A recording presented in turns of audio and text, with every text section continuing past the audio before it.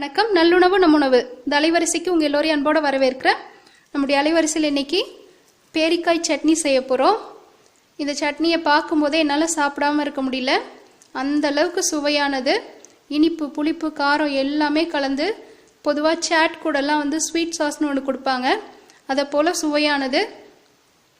இந்த சட்னியை இட்லி, தோசை எல்லாத்துக்கூடையுமே வச்சு சாப்பிட்லாம். ஒரு முறை உங்கள் குழந்தைங்களுக்கு இதை மாதிரி செஞ்சு கொடுத்தீங்கன்னா 100 விழுக்காடு நான் அடித்து சொல்கிறேன். உங்கள் பிள்ளைங்க திரும்ப திரும்ப இந்த சட்னியை கேட்பாங்க. இதை போல் அருமையான ஒரு சட்னியை இந்த பேரிக்காய் காலத்தை தவற விட்டிங்கன்னா திரும்பவும் செய்ய முடியாது. அதனால் இந்த காணொலியில் இது எப்படி நான் செய்கிறேன்னு பார்த்துட்டு கண்டிப்பாக உங்கள் வீட்டில் நீங்கள் முயற்சி செய்து பாருங்கள்.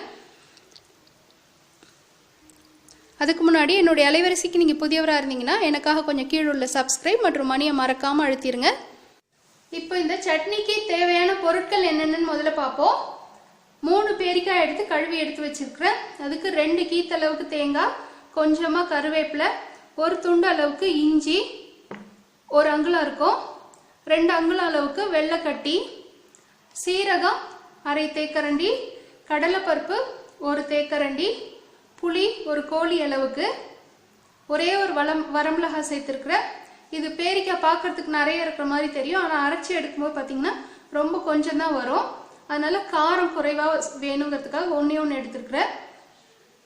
இது தவிர இது தாளிக்கிறதுக்கு கொஞ்சமாக கடுகு, உளுத்தம் பருப்பும், ஒரே ஒரு வரமிளகாவும், உப்பு தேவையான அளவு, தாளிக்கிறதுக்கு தேவையான அளவுக்கு எண்ணெய். சட்டியில் கொஞ்சமாக ஒரே ஒரு தேக்கரண்டி அளவுக்கு எண்ணெய் சேர்த்துக்கலாம். எண்ணெய் சேர்த்துட்டு நம்ம வச்சிருக்கிற வரமிளகாய், கடலைப்பருப்பு,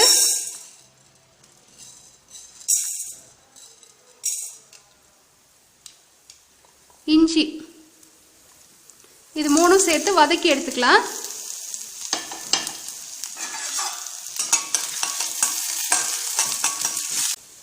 இந்த அளவுக்கு வதங்கி வந்தால் போதும். இந்த பருப்பு செவந்து வந்ததும் இது எல்லாத்தையுமே எடுத்துடலாம்.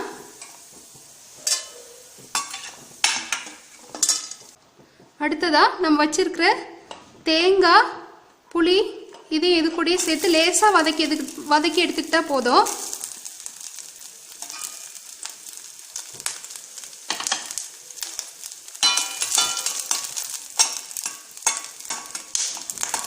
இப்படி ஓரளவுக்கு வதங்கினதும் இதுலேயே சீரகம் சேர்த்துடலாம்.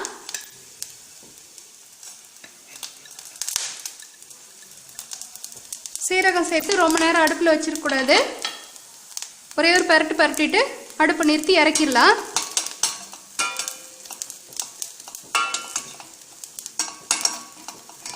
போதும், அடுப்பை நிறுத்திடுறேன். நம்ம வதக்கி வச்சிருந்த இந்த தேங்காய், கடலைப்பருப்பு எல்லாமே நல்லா ஆறிடுச்சு.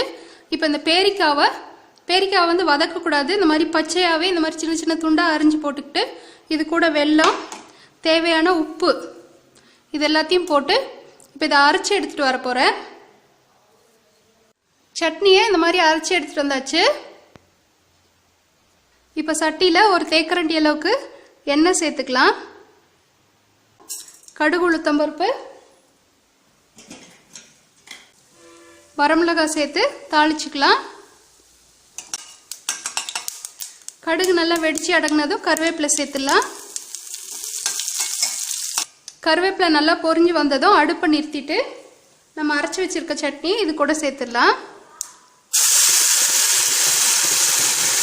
இது போல் மொறுமொறுன்னு ஒரு தோசை, சப்பாத்தி, கார அடை இந்த மாதிரி எது கூட வேணாலும் இதை சேர்த்து சாப்பிட்லாம். அவ்வளோ சுவையாக இருக்கும். இதை கண்டிப்பாக உங்கள் வீட்டில் முயற்சி செய்து பார்த்துட்டு உங்களுடைய மேலான கருத்துக்களை கீழே உள்ள கருத்து பெட்டியில் பதிவிடுங்க. மேலும் என்னுடைய அலைவரிசைக்கு நீங்கள் ஆதரவு தர விரும்பினா கீழே உள்ள சப்ஸ்கிரைப் மற்றும் மணியை மறக்காமல் அழுத்திடுங்க. நன்றி.